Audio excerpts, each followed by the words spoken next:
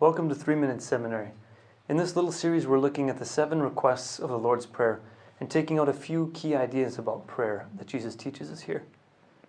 Now, the 4th request in the Lord's Prayer sounds very simple. Give us today our daily bread. And most of us don't have to struggle much for our daily food. We hop in the car, we hop in the subway, we walk into the supermarket, and we buy our food for the day, sometimes our food for the whole week. But how often do we think about how that food gets into our refrigerators?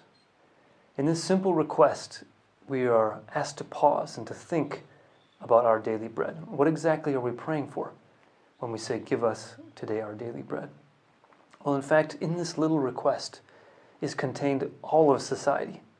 The food in our fridge mostly comes from the supermarket, so we're praying for the supermarkets, that the markets might operate safely. But how did the food get to the market?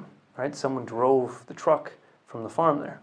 So we're also praying that God would protect and preserve the roads and the truck drivers. We're also praying for the farmers, of course, right? We pray that the harvest might be plentiful. We pray that the weather might be good.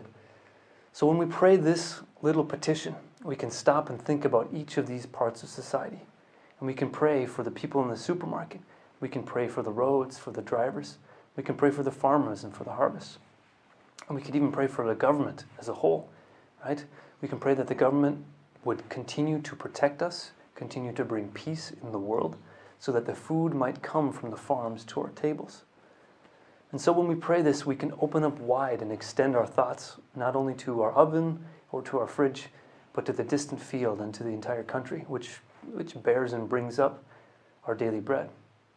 So I pray that today your daily bread might remind you of this. And I pray that it might drive you to thank God for the peace and prosperity that we have. And that your daily bread might help you and move you to pray more and more for all aspects of your society.